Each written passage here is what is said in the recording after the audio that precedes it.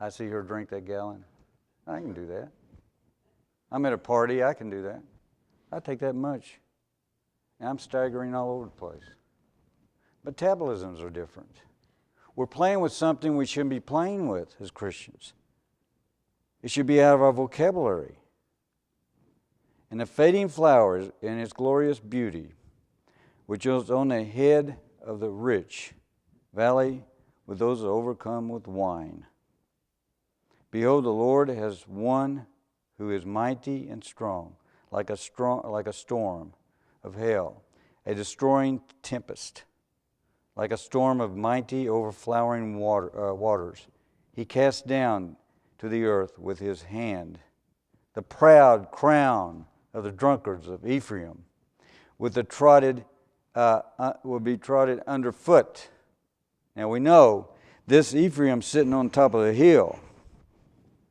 And these people are just like they are today, brothers and sisters. It hasn't changed. They go about their lives thinking all is fine, all is good. And the same thing he's talking about in Isaiah, he talks about in Revelations, he talks about in Peter, and Peter talks about it, Paul talks about it in Thessalonians. Same thing. And they're not getting it. And we know with Ephraim, the northern kingdom, 2 years. Well, actually, it took less than 3 years. It took 13 years for Tyre to succumb to captivity. It took Ephraim only less than 2 years. God says, I'm going to do it fast. He did it fast. 2 years, less than 2 years. That nation fell to Assyria. And he says this. Let's see, like a storm flowering. Okay. Verse 3. The proud crown of the drunkards of Ephraim will be trodden underfoot, and the fading flower of its glorious beauty, which is on the head of the rich valley, will be a ripe fig before the summer. When someone sees it, he swallows it as soon as it is in his hand. In that day, the Lord of hosts will be like a crown of glory and a diadem of beauty to the remnant of his people. Again, we go back to the remnant. This remnant. God's going to have his remnant. And the only one that keeps us out of that remnant is ourselves. We are the captains of our ship, and we say to our ship, who is the captain of our ship? And if we are the captains of our ships, and that's it, don't trust in that remnant. Don't trust in the remnant. Verse 6 says, in a spirit of justice to him who sits in judgment, and strength to those who turn back. The battle at the gate. These also reel with wine, stagger with strong drink. The priest and the prophet reel with strong drink. Now, see, there's two different wines in the Bible. We got to get this through our heads. There are two different wines. They drunk wine in the Bible, but it's two different makeup. The makeup's different. This strong drink is what we drink today. This is strong drink is what you go out and buy at the store. That's what that is. And when people say, well, they drunk in the Bible, they had to. Strong drink is what you get out here.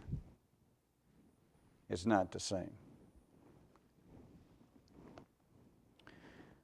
Strong drink. Mm-hmm.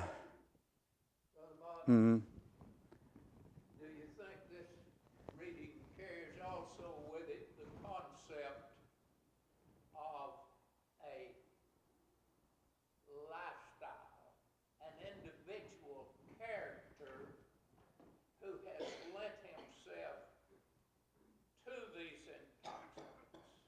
Mm. Goes beyond a person being literally unstable because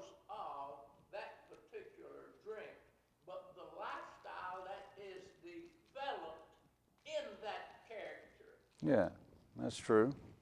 I mean, you look at it. I'm having a party. Yeah, who are you inviting? All my friends. What are you going to have? Alcohol? Oh, good. See what you're getting into? Yoke. What did Paul say? You don't mix with the unequal yoke. Abstain from all appearances. All appearances. And you abstain from your fellowship with those that you don't have common understanding with.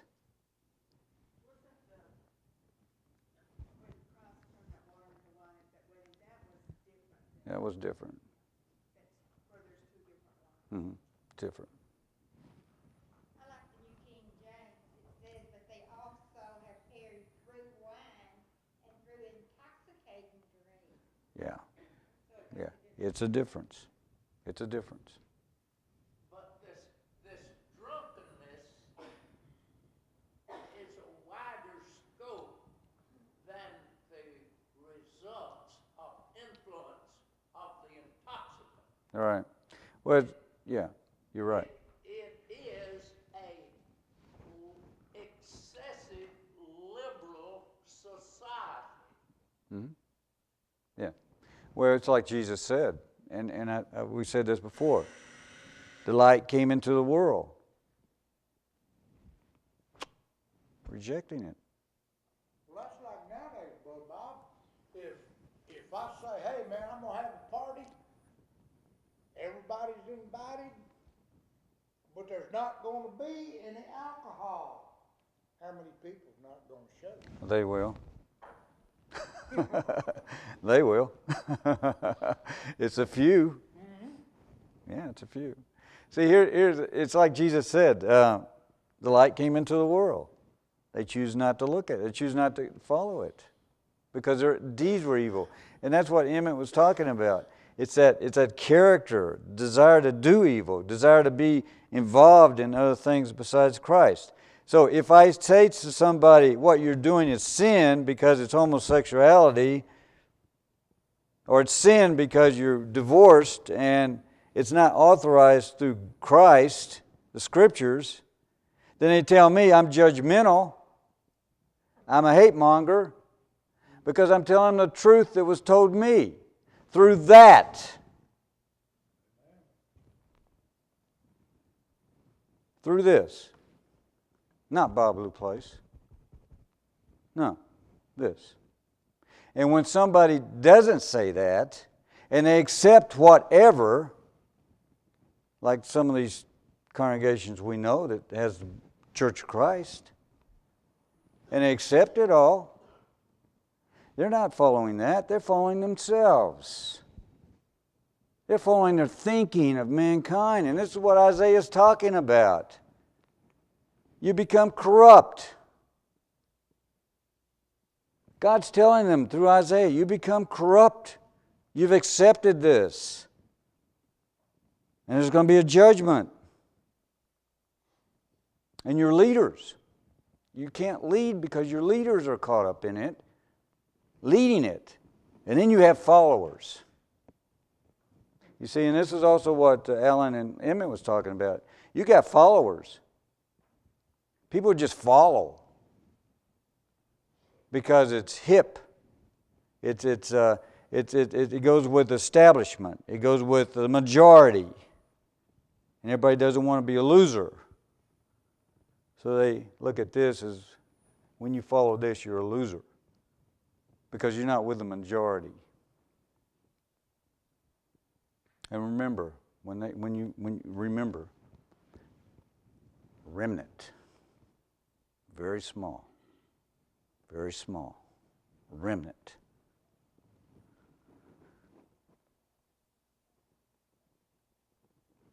It says,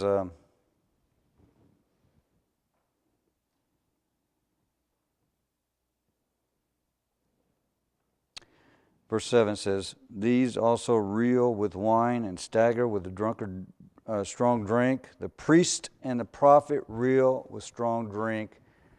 They are swallowed up by wine, they stagger with strong drink, they reel in vision, they stumble in giving judgment, and these are your spiritual leaders? How many spiritual leaders say it's okay, let's have some wine before dinner? I don't know. I really don't know. But how many preachers will say you can take a drink of alcohol? I've heard that.